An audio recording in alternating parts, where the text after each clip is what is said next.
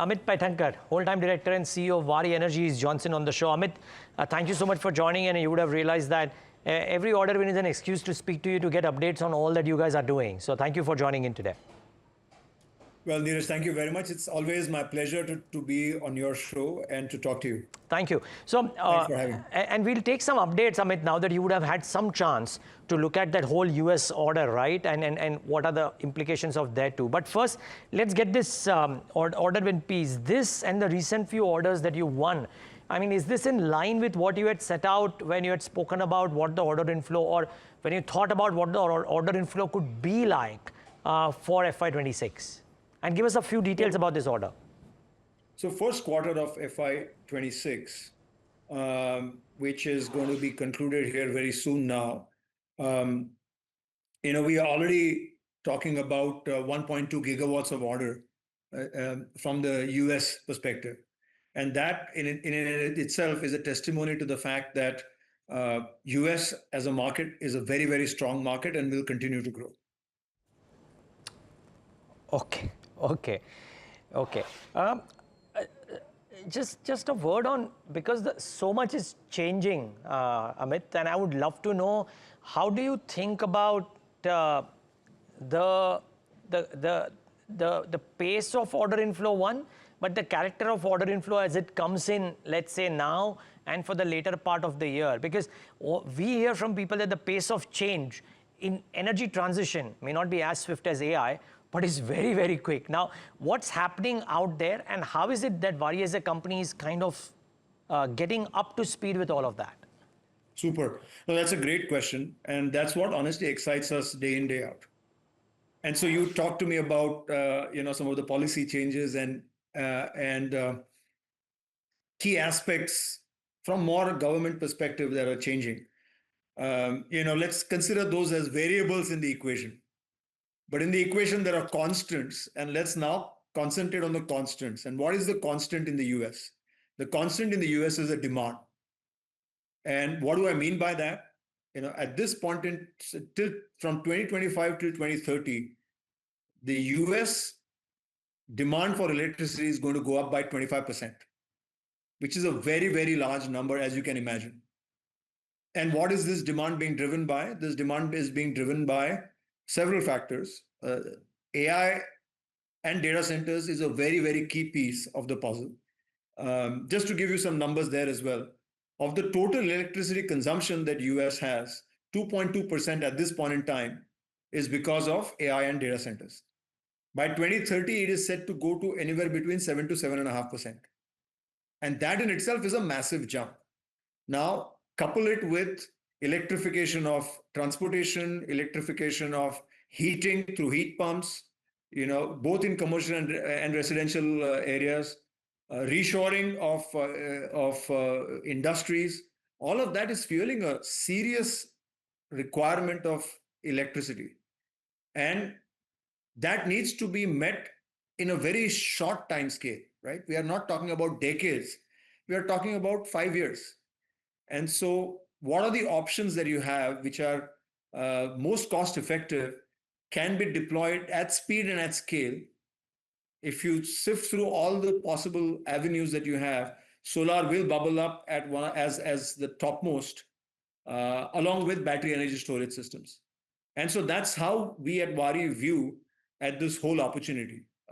Very secular opportunity, and it's going to continue to be a constant for, I would say, not just this 5 years, but at least for the next couple of decades. Very good morning, Tamanna here. And I know you've explained this in some part, but I'm just going to do one follow-up on the US business and the outlook over there on whether there is, you've explained your base case that the United States will continue to grow, will continue to need energy. Solar energy will always be cheaper than your traditional energy. Having said that, has there been any clarity that you have received on what the Trump administration plans to do or wants to do? To be honest with you, we have not heard with clarity what's going to happen. We are still observing. Neeraj talked about the big, beautiful bill. We talked about it last time when we spoke on this subject. From that point in time till now, nothing much has moved. right? So we are continuously observing. The free trade agreement between India and the US is also in the offing. So I would say we should, wait and observe. But again, having said that, Tamanna, I would like us to concentrate on, we can concentrate on the variables in business and not look at constants. And that would be a mistake. I think the constants in the business is what drives us, and that's the demand. Fair enough, but I'll when the bring you back to the variable, demand. I agree with you primarily, but when the variable is such a large one, then it does deserve some looking into. Just I want to follow up on the point that you made about the India-US agreement, which is in the works, and we've been waiting all of last week. Maybe we'll hear something this week. Just give us some sense from your perspective on what would be an ideal outcome for you from that deal. Is anything on the table when it comes to products that you make and deliver on solar energy, which you think will make it to the deal?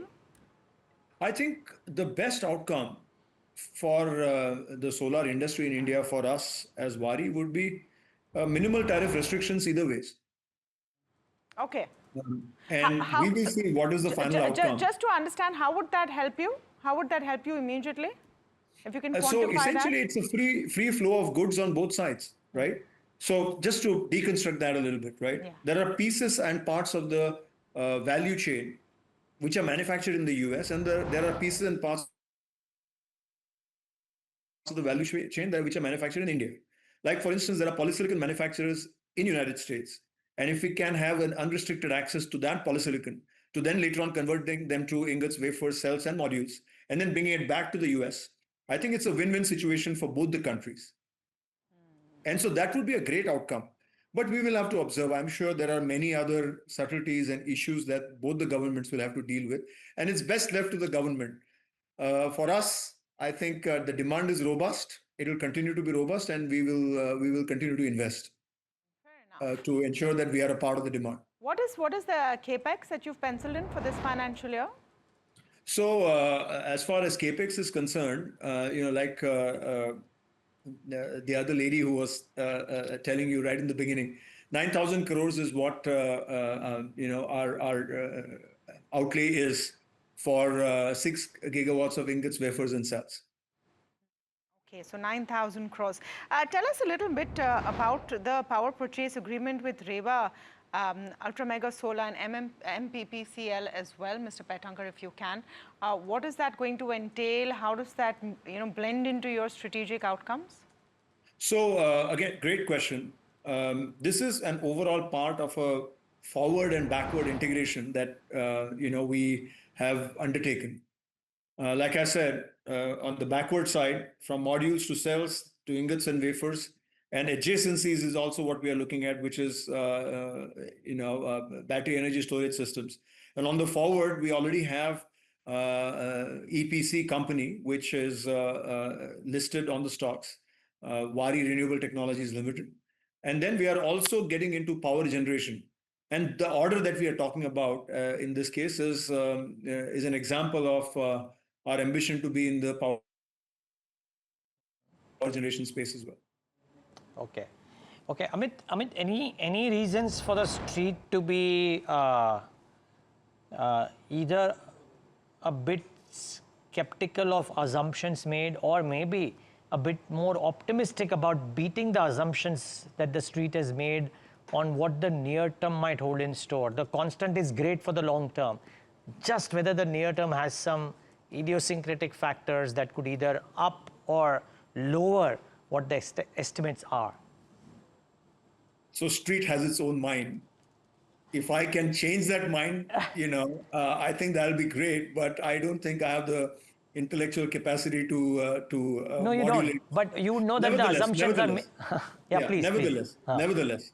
nevertheless, like I said, there are lots of things to be optimistic about from a renewable energy perspective, not only in the United States, but also in India.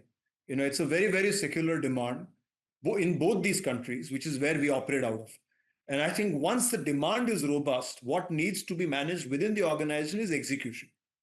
So if the street perceives a company who is in a market space which has got a solid demand in the near term and the midterm and also in the long term, and has the execution capacity, the team to deliver, I think the conclusion should be that yes, there is reason to be optimistic about this company.